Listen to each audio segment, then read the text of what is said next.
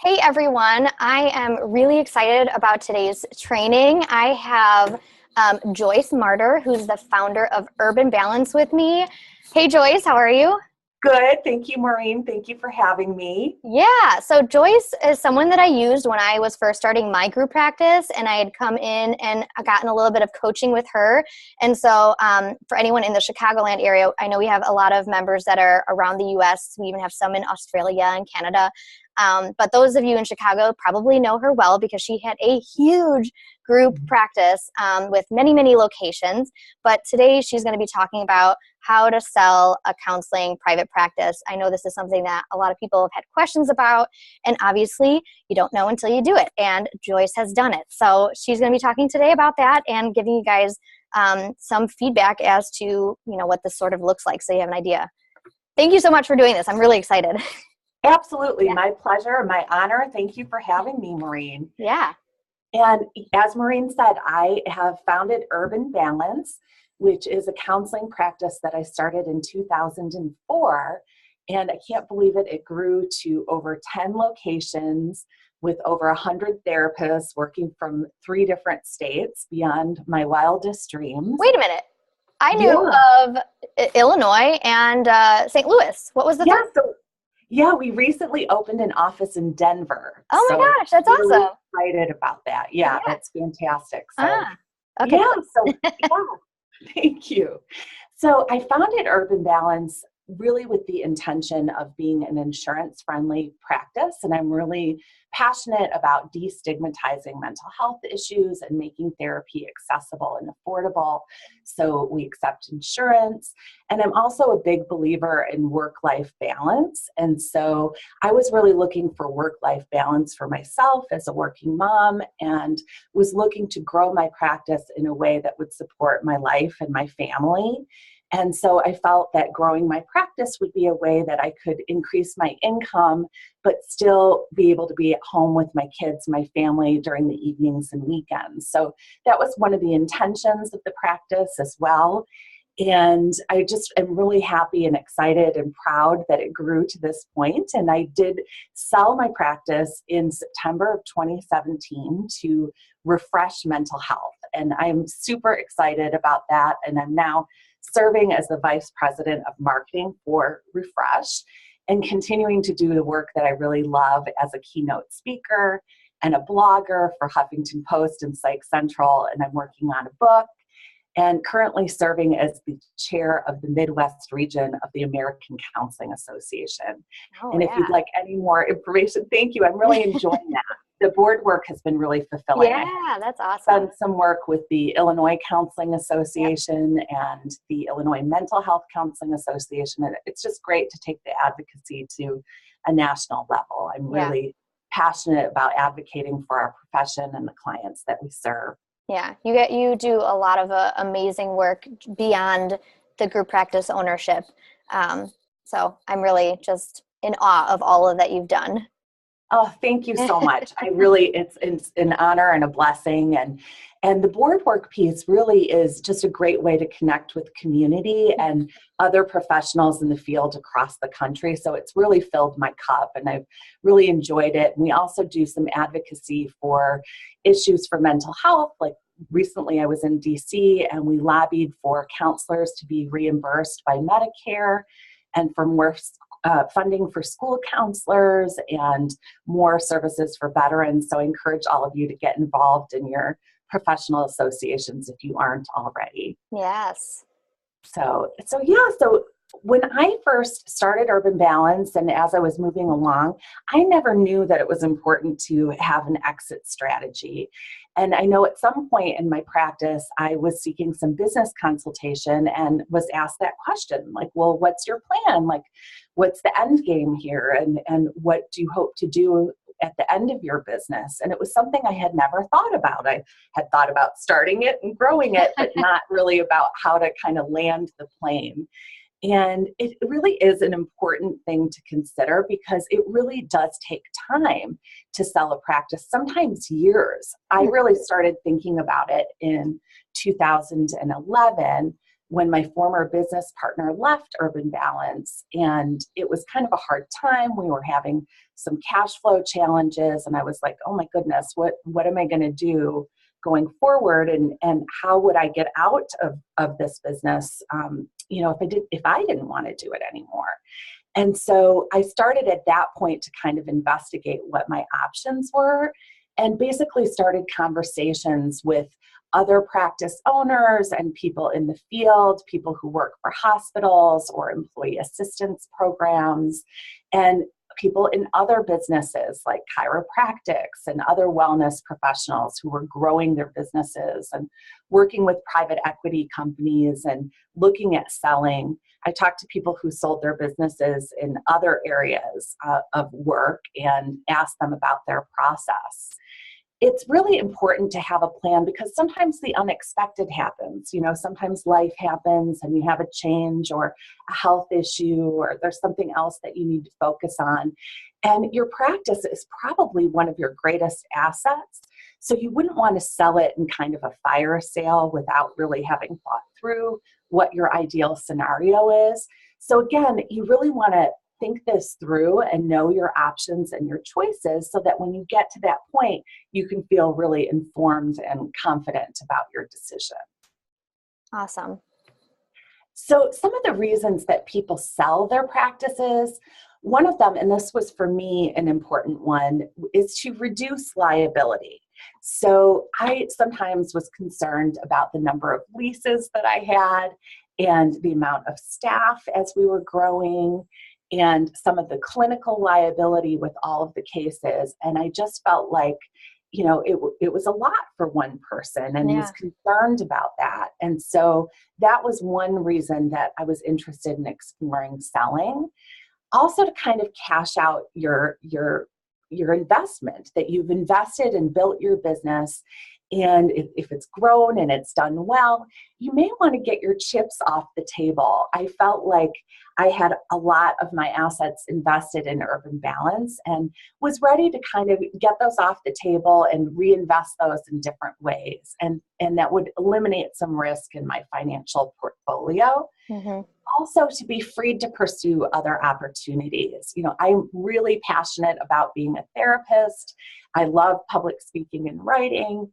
I enjoyed many aspects of running a business and owning a business, but I really didn't set out with the intention of being a CEO of a larger company.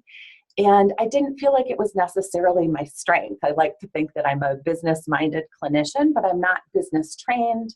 And sometimes I found myself in meetings with accountants and attorneys and thought, is this how I want to spend my work time? Is this how I want to live my life?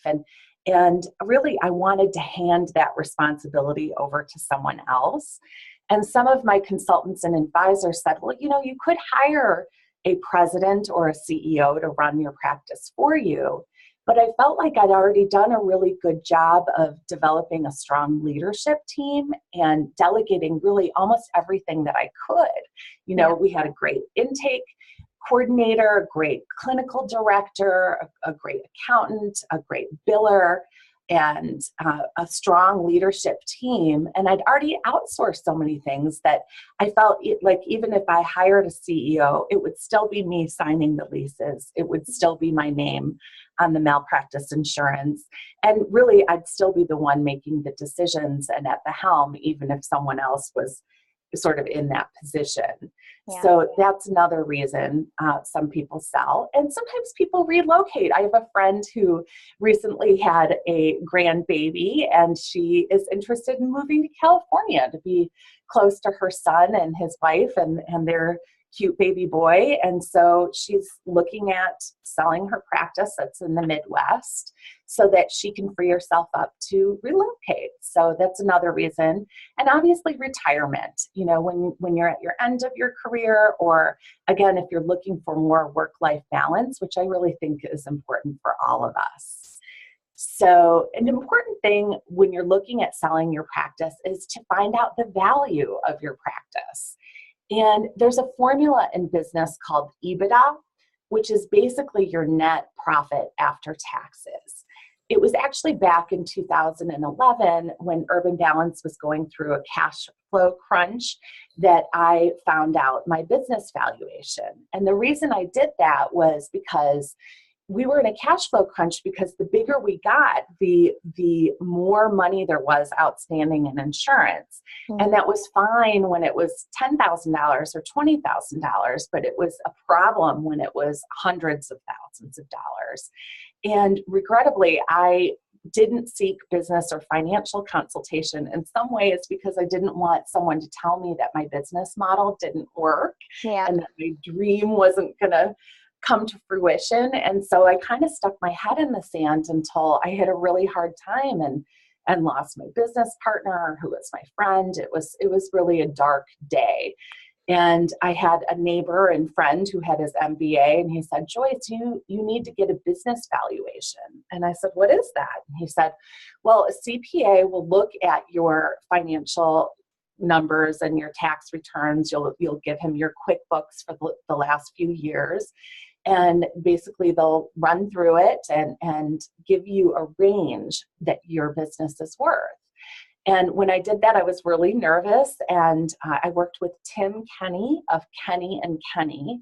Their website is kennycpa.com. He's such a nice guy. I would highly recommend him. Whether you're in Illinois or outside of Illinois, you can certainly use him as a consultation. Oh, that's awesome. Thank you for that. Because I know a lot of people have issues when it comes to finding someone that they trust and value in terms of legal or accounting stuff. So thank you for that. Absolutely. My pleasure. I'm happy to share any resources that I have. And I continue to work with Tim today. 7 years later, he's helped me tremendously, really helped me grow and scale my business. Basically, when he did the business valuation, he gave some feedback in areas that he thought I was doing really well. Like, for example, he said that I was paying less for marketing than most businesses. And perhaps that was because I enjoy marketing and I was doing a lot of that myself. But I was overpaying for management. And he suggested that I centralize some things. And that was incredibly helpful. But you ended up hiring in-house then, right? Because did you have like an in-house biller, an in-house accountant, right? Or is that not the case? Yes, I had in-house biller and accountant, and but basically the change that I made was I had managers at each location. Yes, and that was too expensive, and so then we had to kind of tweak that and really have one centralized clinical director that did all of our interviewing and hiring. Yep. That's Allison Thayer. She does an absolutely fantastic job and is still at the helm of that at Urban Balance, which is great. Tim or another CPA can help with those types of things. And I found that invaluable. And when he did the business valuation, he said, really, your business model works and it is profitable. You just have a cash flow problem. And he helped me get the right lending and banking so that I was able to comfortably, pay all my rent and pay my therapists, and also know and trust that my business was growing and was profitable. So that was incredibly helpful. So once you know what your EBITDA is, businesses tend to sell from anywhere from 1 times EBITDA, which again is your net profit after taxes, to 10 times EBITDA, which is a huge range. Yeah, I know. I was going to say, that is like, you could be making millions or like $50,000. Right. It could be, if your EBITDA is $100,000, you could make, and you could sell your business for anywhere between $100,000 and $1 million. Yeah. And that's where it becomes really important to think strategically about your buyer. You want to have a strategic buyer that's going to give you toward that higher end of the range. But, unfortunately, it's the tech companies that are growing very rapidly that sell for 10 times EBITDA, where mental health companies are more in the 1 to 4 times EBITDA, I would say, in general. So that's something to keep in mind. But there are many different factors that affect the value of your business. And so I'm going to talk through some of those. So one of the factors is how much salary you are drawing and how that affects profits. So if you're drawing a huge salary for yourself, that's actually helpful because that gets added back into the value of the business. So it gets added back into the profits when they're doing the calculations. And then, if you're seeing half of the clients that are being seen in your practice and you're not planning to work there anymore, that may negatively impact the value of your business. So your role definitely plays a significant variable. The quality of your staff and your staff retention and their morale, and if they're going to stay, whether you go, are all really important factors. So again, I mentioned I had built this strong leadership team. So that was really attractive to a prospective buyer because they were very invested, had been there a long time, were, excited and interested in new opportunities for growth. And so the owner or the buyer would feel confident that they had a team of people who really know and understand this business that would stay and continue to help with it. So that was important. And, you want to make sure that the staff is happy, which I know is sometimes a challenge for practice owners. I think we're always trying to balance being profitable and then also retaining our staff. And sometimes, we deal with the challenge of them feeling like maybe the grass is greener on the other side and maybe being interested in having their own practices. And so we have to be creative about making it a win-win for everyone so that they really see the value in staying and working for your practice. And then the value of the owner's contributions, the value of the business if the owner leaves.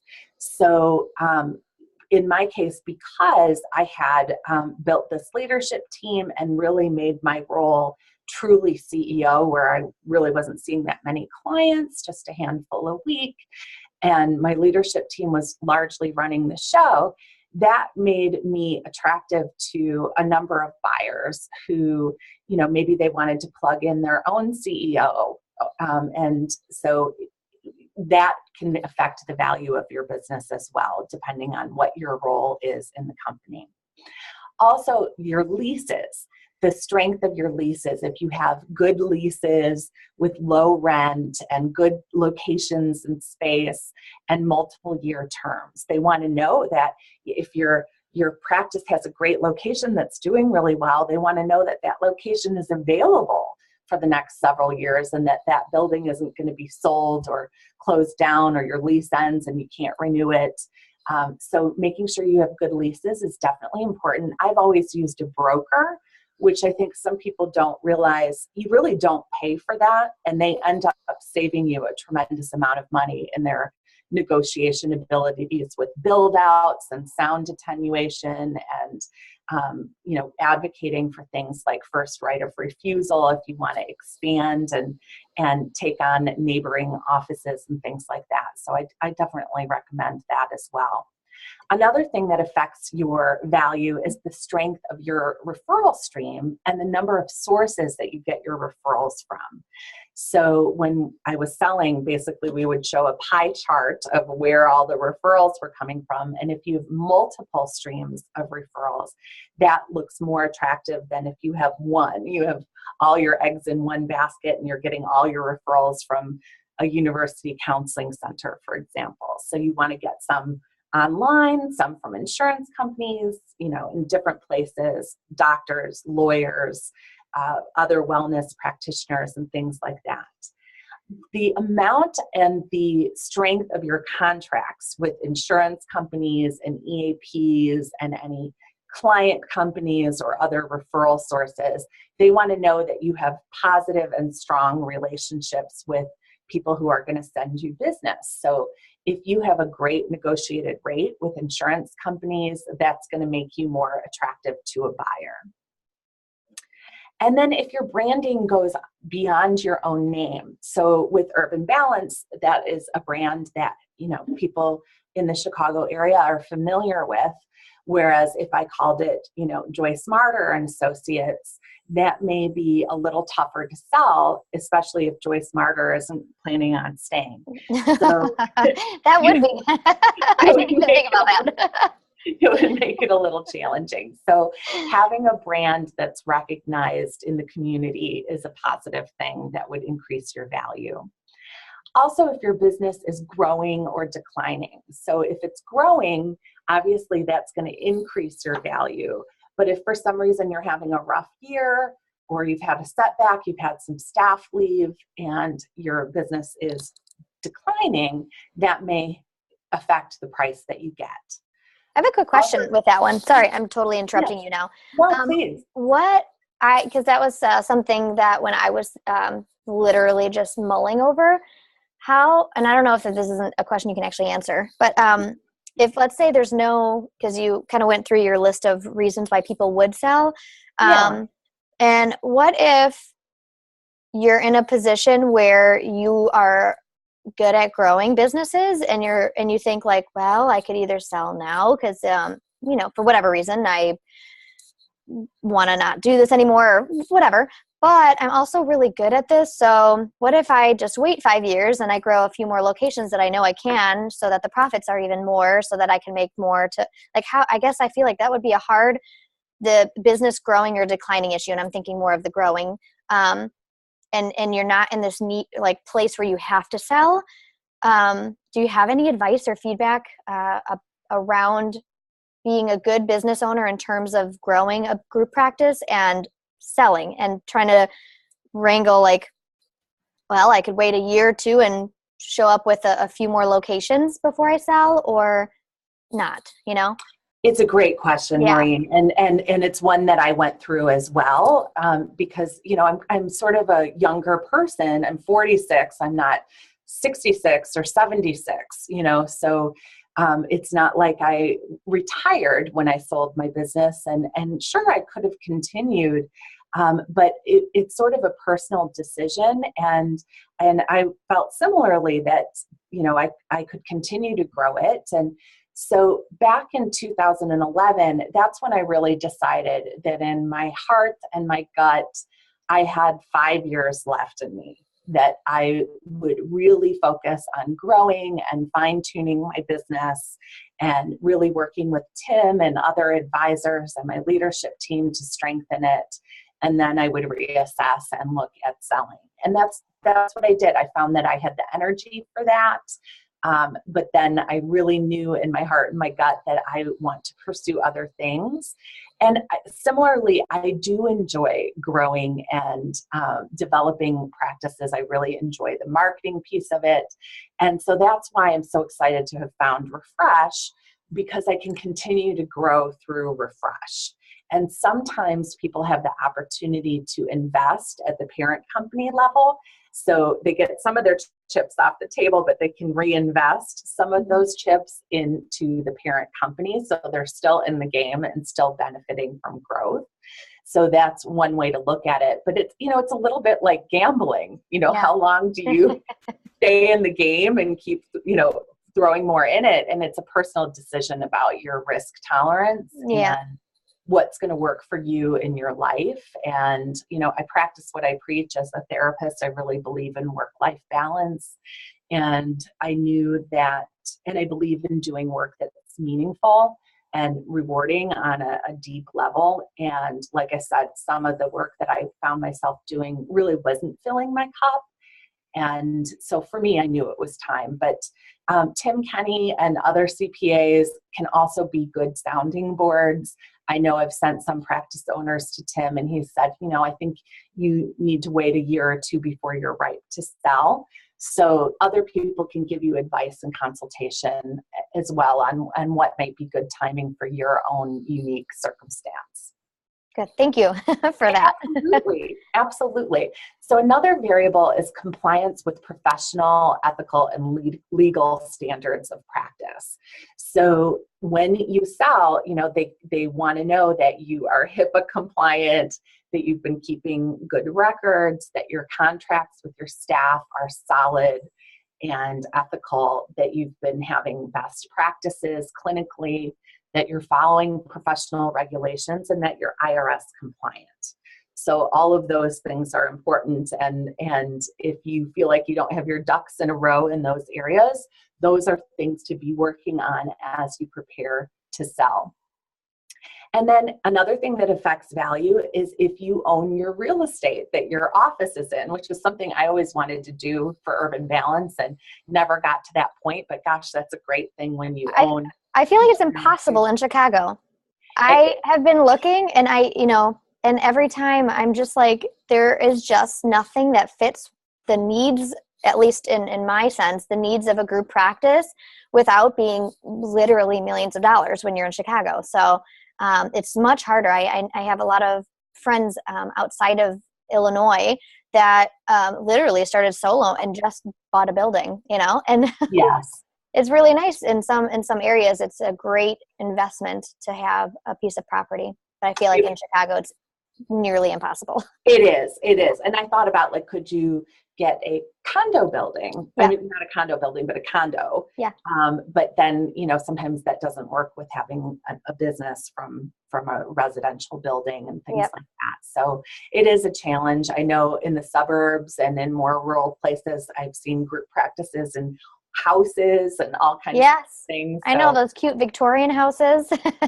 Right. Yeah. Or sometimes a duplex where people live, upstairs and then they have their practice downstairs. That can be a model that works as well. Yeah. If you own equipment, so I have a friend who's a psychologist and she does some psychological testing and owns some equipment, or if you have biofeedback machines or things like that obviously those are assets which would improve the value of your business. And a big thing is your web presence. So do you come up on Google page one when people are searching for a therapist in your area? How are your Google rankings and your Yelp reviews and things like that? So definitely Google yourself, Google your practice, and see how you're looking online, and definitely focus on your SEO and getting good presence online and good reviews with Facebook and everything else. Those all are important things when you're looking to sell. So we talked about this a little bit. It's a good time to sell when your business is at a high point, or if you're starting to burn out. And this is something for me, which was true. I just started to feel like a little depleted and tired and concerned about how long I could keep doing this. It's kind of like when you're running a marathon, you need to pace yourself. And I knew again that I had about 5 years left in me, and that's how that worked out. Or when you're ready for a change in your life. And again, maybe you want to pursue something else. I've always wanted to write books and be a speaker author, and I'm really committed to that at this point, along with my work with Refresh. So who buys mental health practices? Some people think about selling to their staff. And I have a lot of people ask me about this. And I've had staff in the past express interest in, hey, can I chip in and invest in the practice and share ownership with you? I am relieved that I didn't do that in terms of, once I had a business partner who left, I was a little wary of bringing on other staff members to invest in the practice. And I'm glad I did that, because it really made it easier to sell the business in terms of I was the only one who needed to make that decision rather than needing to agree among 2 or 3 people. So that worked well for me. When you do sell to staff, generally you're going to get a lower price, because usually people don't have the amount of capital that some larger company might be able to provide to you. So that's always an option, but it may not be your most lucrative option. And then, of course, there are venture capital and private equity firms that are interested in behavioral health care. They have been, as you probably know, buying physicians' practices and chiropractic companies and dental practices in the last 10 years and really growing and scaling them. And so they are interested in doing that for mental health practices that are larger and well-known. And that's certainly an option.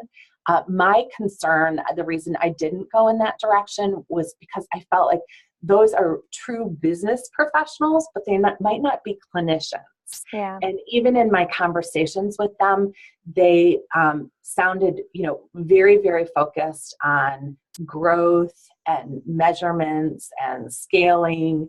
And of course, those things are important.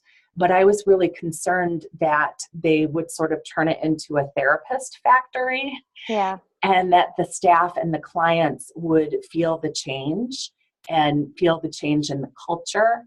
And I knew that Refresh Mental Health were behavioral health care professionals who know the industry and know that it's a relational business. Yeah. You have relationships with your staff and with your referral sources, and you care about your clients, and it's a win-win. I mean, this sounds strange, but like one of my prospective buyers said to me, he said, "Is the opioid epidemic good for business?" And I thought that was a really revealing statement. I Yeah. thought, oh my goodness, that is not my intention. Right. My intention is to be part of doing good in the world Yeah. and healing people and helping people. And if you're looking at suffering as a way to make money, that is not that's not for me. That's Right. not aligned with who I am or my mission or, why I created Urban Balance. So that's an example of a different way of thinking that did not seem like a fit for me. So other large practices might be interested in buying your practice. So that's always someone else that you can talk to. Hospitals are another option. So large affordable care organizations like Advocate and places like that. And employee assistance programs might be interested. Perspectives is an employee assistance program in the Chicago area that owns practices and has counselors that see clients from various locations, but they're also an EAP. So EAPs may be interested. There are some that are very large, like ComPsych is a global EAP company, and I would imagine that they would be able to pay a bigger price. So I think EAPs are another thing to consider. But that was not what I ended up wanting to do. I really wanted to find the right fit for me and for Urban Balance. One of the reasons was I wanted the brand to stay alive. I felt like Urban Balance was my baby, and I didn't want it to, suddenly be Advocate and then it's gone. And so Refresh Mental Health buys practices across the country. At this point, we have about 20. And because they know that clients really value the community feel, they allow each center to keep their own branding in their community, which I think is really great. And everybody's a little different and has, a little bit of a different culture and focus, and everyone's able to maintain that, under the Refresh umbrella and larger brand. So I thought that was great. Some of the reasons I chose Refresh, again, they're behavioral health care experts. The CEO, Steve Gold, his dad is a prominent psychiatrist named Mark Gold, who's a best-selling author, and he actually won a Lifetime Achievement Award by President Obama. And so Steve understands behavioral health care, which I really appreciate. Again, they own and operate top practices throughout the country, and their centers maintain their branding. And the focus really is on clinical excellence and quality of care. And for me, being mission-driven is an important thing. Like, of course, this is a business. Of course, you want it to be profitable, and of course, you want to do it well, but you also want to help people and be part of doing good in the world. And I felt like Refresh has their heart in the right place. So that was important to me. They are always looking for solo and group practice owners across the country. So I would definitely encourage, if you're interested at all in selling, to at least have an initial conversation with Refresh, but always look into your other options as well. So some people say, what if I'm not ready to leave? Like you were just saying, Maureen, you could keep doing this and growing, and what if you're not at the point of retirement? And it's really important to know that your role is negotiable. I always tell my clients, what would you do if you had a magic wand? And so I think that's true for ourselves. We want to think through, like, what would the best case scenario be? You can stay on at your center or your practice as a full-time or part-time employee or consultant.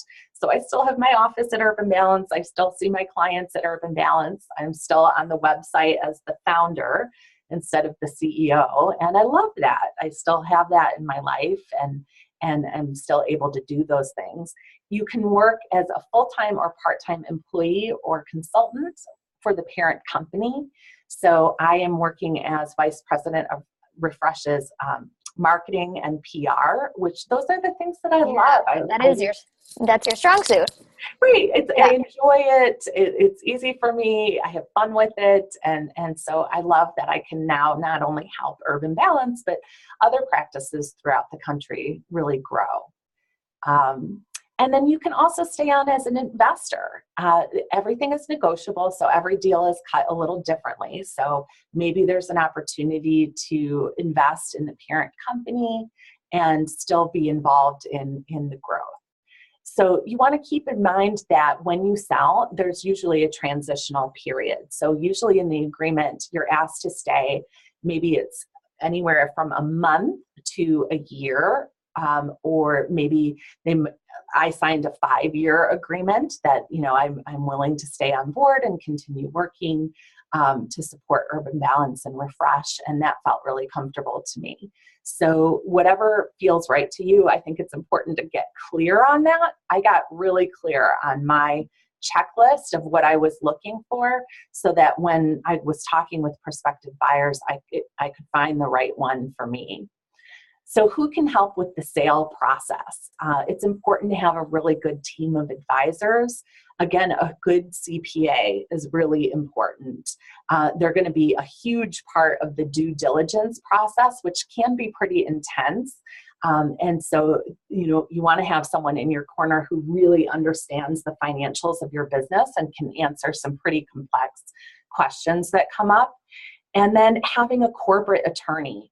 Possibly one who specializes in mergers and acquisitions with smaller businesses in the service industries is really important. So, the corporate attorney looks through all of the documents and really advocates for you and your interests.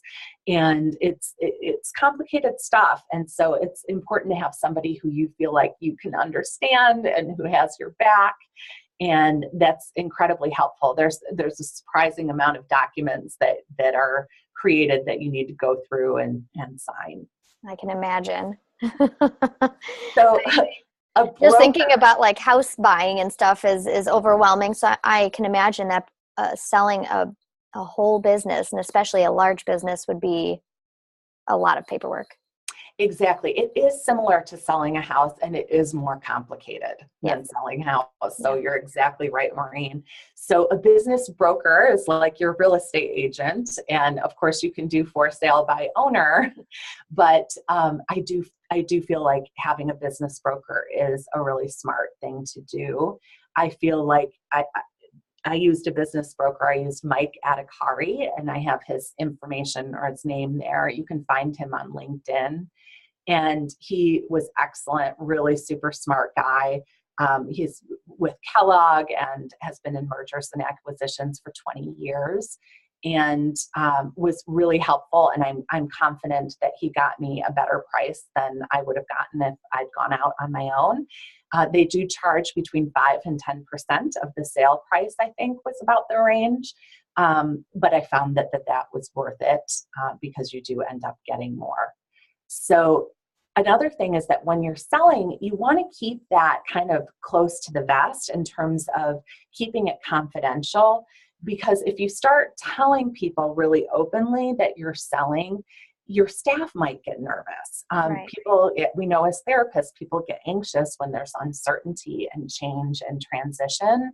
And also you might become vulnerable to competitors. They might be like, oh, Maureen is selling, and so I'm going to go pilfer her staff and tell them that I'm not going anywhere. So you wouldn't want to do that. You want to keep it confidential. I did choose to tell my leadership team because honestly, they were my close friends and they were a huge part of the business. And I needed their help. I needed their help making a good decision and choosing the best buyer, not only for myself, but for them. I really wanted them to have an opportunity to grow and blossom and develop, and also for our clients to make sure that, you know, we were putting our clients in the hands of people that I would trust and that they would be in good care. So I did choose to tell them. How long does it take to sell a business? My broker says that on average, it takes about a year to sell a business. It did take me a year and a half to sell Urban Balance, but that's because I really took my time and I did consider multiple offers, which was great. It also was a bit of a more complex deal because I did have two different corporate entities. It's a little confusing, but I had Urban Balance, which was an LLC, and I had Joyce Martyr and Associates, which was a PC, which was kind of my practice. And I did sell both of them in a combined deal. So it was a little more complex, and having multiple locations in different states and things like that made it a little bit more of a complicated transaction. So it is possible to sell your business in 1 to 3 months if you choose a simpler process. For example, if you decide you love Refresh or somebody else and you feel comfortable and you don't want to pay for a broker, then you can move through the process a lot more quickly. So what's the process like? It is like selling a house, like you said, Maureen. So it starts with a contract, which is a letter of intent, and it includes the offered price. So they will give you a sheet that says the price. And once you sign that, you are under exclusivity, which is really like being under contract with selling a house. And you're not allowed to talk to other prospective buyers at that point. You have basically made your choice and you're moving to the next step. And that next step is called due diligence, which is what I sort of described previously, which is where the prospective buyer verifies that everything that you've said is true, that you're making the money you've made, the referrals are as you've said, the staff is as you've said, they might want to come see your offices, they might want to meet a couple staff members, and they're going to go through all of your contracts and all of your financials and things like that. And again, the length of that depends on the complexity and the organization of your business. And depending on the findings of this stage, the price may be renegotiated. So for me, thankfully, it was as I said, and the price stayed the same. But let's say they find out that you were writing things off that maybe you shouldn't have, and that makes your profits a little less than they appeared, then your price might be adjusted a bit. So that's something to think about as well. And then another thing is then you move into attorney review once you're done with due diligence. That's when they draw up all the documents. And that includes the purchase agreement, which is the main document, but also any employment agreements if you're going to continue working for your practice or for the parent company, any consulting contracts if you're working as a consultant, an earn-out plan. So for example, sometimes when you sell, you get the whole price, sale price in a lump sum. Sometimes you get part of it as a lump sum, and then a portion of it as an earn-out or a note that will be paid at a later date. And sometimes that's contingent upon performance. So they might say, we'll give you X amount now and Y amount if your business is doing really well in 2 years. And because they want to know that it's not going to kind of tank once you sell. And if you're going to invest in them, you may have a shareholders agreement. And then from beginning to end, the process again can take anywhere to several months to a while longer, depending on the length of the process. I do think it's a little bit like remodeling a home, where that seems to always take like 3 times longer than right. It does take time, so you just have to kind of have some patience and support. And I did feel like my business broker sometimes was like my therapist, talking me through the process. But it is really important, and they explain things like, your taxes and what your fees are going to be that you need to pay your attorney and your accountant, so that you know exactly what you're going to net after the deal is done. There's also something called working capital, which is basically you agree how you're going to handle things like when you close on a certain date, who is going to be responsible for the rent that month or the payroll cycle. So those are things that are negotiated prior to the sale so that you're on the same page down to the penny. So that's why your team is so important. So how does it feel to sell? I really wasn't sure. I had so many people in my life say, "Ooh, Joyce, I'm not sure. This might be hard for you. And what's it going to be like when you sell your baby? And how's that going to feel?" And I think, including myself, we were worried about my identity and, how I'd be able to let go. And honestly, it feels great. I feel really proud. I feel really relieved. I'm excited about my current role. It's really cool to see the leadership team blossoming and growing in their roles now that I've kind of shifted out of my role. Mm-hmm. And for the staff, it's largely the same. I mean, really, it's Urban Balance. The leadership team's the same. It looks the same. And so it's not so different for them. I did stay on as CEO for 3 months, and that was important because there's just a lot of batons that need to be handed off. And almost a year later, things are going really, really well. And it's exciting. And I think Refresh has been able to offer things to the staff that I wasn't able to. So some more opportunities for health insurance and full-time employment and things like that I really wasn't able to do. So I think it's been a win-win for everyone. Some of the other practices, this is Andrew Wallen, who is an expert in eating disorders. He's the founder of the Body Image Therapy Center. He's a cool guy. He was on the Today Show. He was recently on Men's Health magazine. He also sold to Refresh and is part of the leadership team at Refresh. And I've included a statement from him about what it feels like to sell. And I know that from some of the other practices that have been with Refresh have doubled. So Refresh itself is new. It was just founded in September when they bought Urban Balance. But they've had a couple client companies before then and were under the name Crestview. And those companies doubled in a couple of years' time. So I feel really good about the opportunities. They've been able to expand some of our offices and add some locations. And it feels really good to be part of a larger support network of people and resources. So I definitely would encourage you to check out the Refresh website and the other centers that have sold. There's the information for Refresh and the information for Urban Balance. I am in Evanston. I'm happy to talk with anyone, over the phone or Skype or answer any questions. I do offer some limited coaching through my Evanston office or over the phone or Skype. And if you're ever interested in talking to someone at Refresh, I'd be happy to send an email introduction, and it's zero pressure.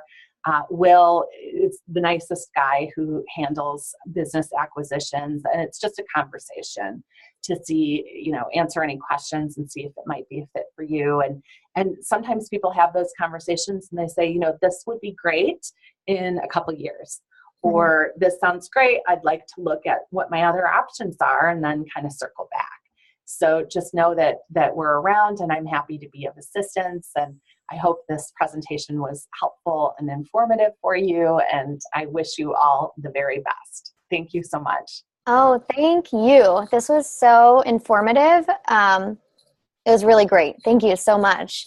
I'll be putting it up, like I said, in a few weeks from now. And so obviously by the time everyone watches it, it'll be up. But thank you so much for coming on and doing this training. It was so, so, so informative. Thank you so much, Maureen. My pleasure. All right.